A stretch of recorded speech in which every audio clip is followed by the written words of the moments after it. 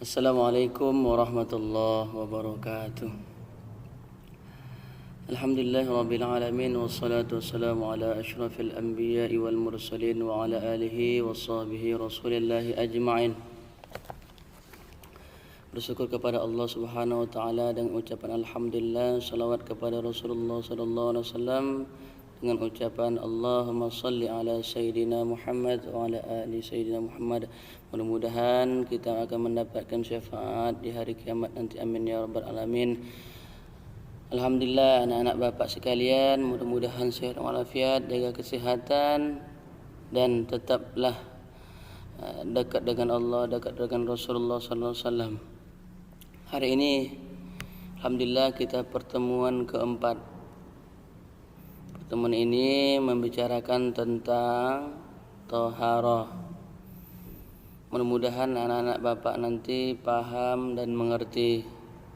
Dan anak-anak bapak sebelumnya bapak sampaikan bisa lihat pada buku paketnya halaman 33 sampai 35. Dan lebih lanjutnya bisa dilihat di situ. Baik anak bapak sekalian, pada hari ini kita membicarakan tentang thaharah. Thaharah itu artinya suci. Secara bahasa berarti bersuci. Menurut syara atau istilah adalah membersihkan dari diri, dari pakaian, diri, tempat dan benda-benda lain dari najis dan hadas menurut cara-cara yang ditentukan oleh syariat Islam. Anak bapak sekalian, mensucikan diri. Dalam diri kita ada hati, ada nafsu dan ada akal. Ketika nafsu itu baik, maka seluruh aktivitas yang kita lakukan akan baik. Dan jika hati itu baik, maka seluruh akan baik. Maka dalam diri kita itu ada namanya hasad, dengki, iri hati. Maka oleh karena itu hilangkan, sucikan ia dengan memperbanyak perbuatan-perbuatan yang bersifat baik. Kemudian bersih dari pakaian. Ketika kita melakukan beribadah kepada Allah untuk melaksanakannya, maka pakaian harus diperhatikan apakah dia ada najis atau tidak. Kemudian tempat juga dia diperhatikan apakah ada najis atau tidak, dan benda-benda lainnya. Anak bapak sekalian, thaharah itu atau bersuci adalah syarat wajib yang harus dilakukan dalam beberapa macam ibadah. Contohnya ketika kita melaksanakan sholat, maka kita harus bersuci terlebih dahulu, seperti wudu atau membersihkan najis-najis yang ada melekat pada badan dengan melakukan bersih badan, mandi ataupun bersih-bersih badan dengan cara-cara yang lain. Lalu dengan cara itulah kita menghadap Allah. Makanya anak-anak bapak sekalian, ketika kita melaksanakan ibadah sholat, tidak bisa kita laksanakan sholat itu kecuali berwudu terlebih dahulu. Maka syarat-syaratnya adalah ketika melakukan sholat adanya terlebih dahulu melaksanakan wudu. Anak bapak sekalian, thaharah itu meliputi dua hal. Yang pertama thaharah dari najis. Najis ada 3 macam. Najis mukhaffafah, najis yaitu najis yang ringan. Ini najis yang ringan seperti kencing anak laki-laki. Dan ini hanya dilakukan atau dibersihkan dengan menyiram atau dipercikkan airnya, itu sudah cukup. Ini disebut dengan najis yang ringan. Lalu ada najis mutawassithah, pertengahan. Dan ini seperti tertera di buku paket halaman 33.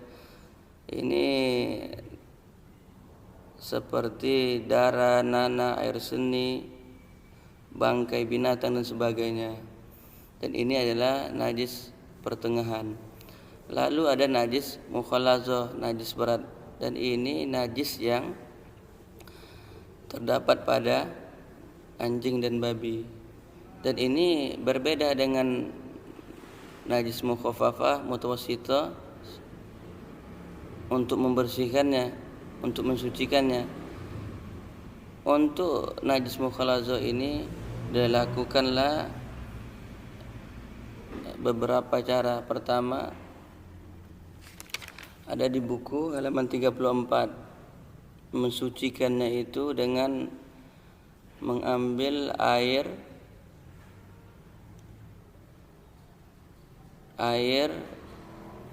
suci, dengan air sucinya itu 6 kali, lalu 1 dengan air yang bercampur tanah. Najis mukhalazah ini najis berat. Ketika kita bersentuhan dengan dua jenis tersebut. Anak bapak sekalian, yang kedua ada taharah dari hadas. Ada 2 macam, kecil dan besar. Hadas ini lihat di buku paket halaman 34. Hadas kecil itu ada 4 hal. Yang pertama, dia dilihat dari keluarnya sesuatu dari kubul kemaluan dan dubur, seperti buang angin dan sebagainya. Lalu bersentuhan kulit antara laki-laki dan perempuan yang bukan mahramnya, dan ini ada sekecil. Dengan apa cara mensucikannya? Dengan berwudu. Lalu ada taharah dari hadas besar. Hadas besar ini seperti berhubungan suami istri. Lalu yang kedua haid, nifas, melahirkan. Dan ini harus disucikan dengan mandi wajib namanya. Makanya untuk perempuan ada istilahnya mandi wajib. Begitu juga dengan laki-laki. Laki-laki kalau jika keluar air maninya, maka ia wajib mandi wajib. Dengan itulah cara untuk membersihkan, mensucikannya agar bisa melaksanakan ibadah. Hadas besar ini banyak yang harus diperhatikan, karena ketika hadas besar ini terjadi pada perempuan, maka hal-hal yang lain dia tidak boleh mengerjakannya, seperti baca Quran, menyentuh, sholat, tawaf dan sebagainya. Makanya yang terjadi sering kepada perempuan adalah haid. Ini untuk perempuan ada sebulan sekali akan terjadi haid. Maka seorang perempuan harus mempelajari sedalam-dalamnya berkenaan tentang haid ini. Haid ini sangat penting dikaji, karena ini akan berefek kepada sholat. Lebih lanjutnya insyaallah kita akan membahas nanti di video berikutnya. Anak bapak sekalian, secara singkat bapak sampaikan, anak bapak harus mempelajari hukum-hukum ini. Ada najis mukhaffafah, mutawassithah, mukhallazah. Kemudian ada jenis-jenis air. Kemudian bagaimana darah haid itu, nifas itu, dan istihadah. Anak bapak sekalian, perempuan harus memperhatikan, mempelajari sedalam-dalamnya permasalahan yang sering terjadi kepadanya, dan ini akan berefek kepada ibadahnya.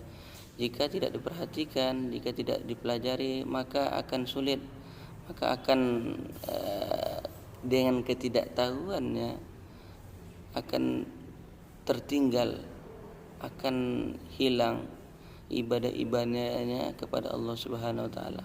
Nah, bapak sekalian, di sini ada soal tugas. Yang pertama, Carilah contoh najis mukhaffafa, mutawassithah dan mughallazah. Yang kedua, sebutkan macam-macam air dan jenis-jenisnya.